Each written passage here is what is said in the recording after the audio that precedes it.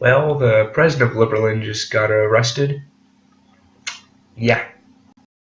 Liberland was a micronation created in April 2015 in a place of unclaimed no man's land between Serbia and Croatia.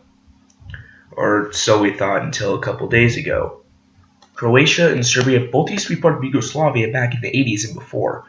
And Yugoslavia had pretty much more or less states, sort of, more or less.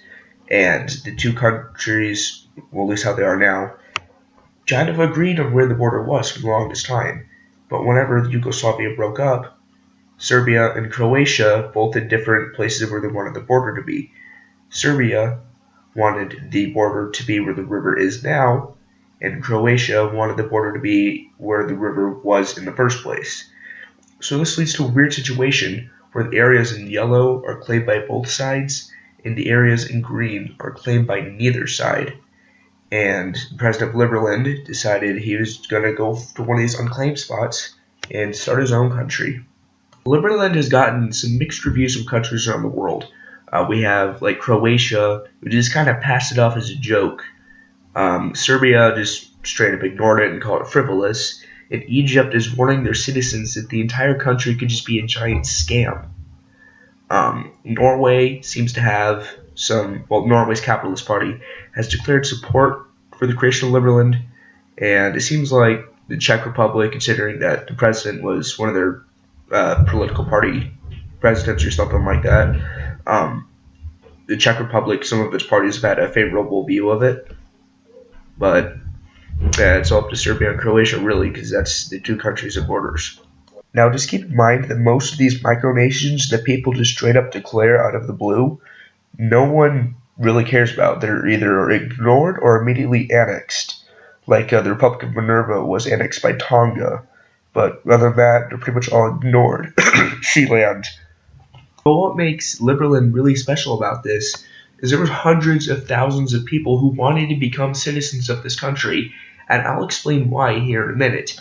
So it was on the fast track to being recognized by the international community, which was bad news for Serbia and Croatia.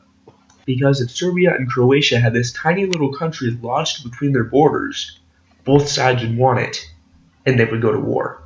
But on the other hand, if Liberland fails, they're going to realize that anyone can just go and reclaim the country there, and then they're still going to go to war so that way it doesn't happen again. So come to think of it, I think they're just screwed either way. Alright, Ron Paul, just hold on a minute, because you're going to love why people want to move to Liberland. Liberland is the most libertarian country in the world right now. The motto is live and let live.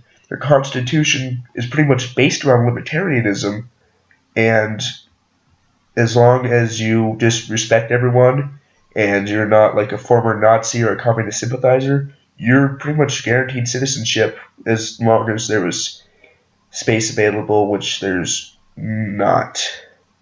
Oh, and plus no taxes. For now. They'll just have to see how that goes. Liberland shares a land border with Croatia, and Croatia doesn't like people going into that unclaimed land. So they just kind of waited for the people of Liberland to have crossed that border at some point, and then eventually, I don't know if they went into Liberland to arrest him or if they just waited for him. There's two different sides to this, and they don't know which is true. But they just waited for him to be around the border, and then arrested him. And now Croatia's like making claim to the land. So this probably isn't good for Croatia and Serbia.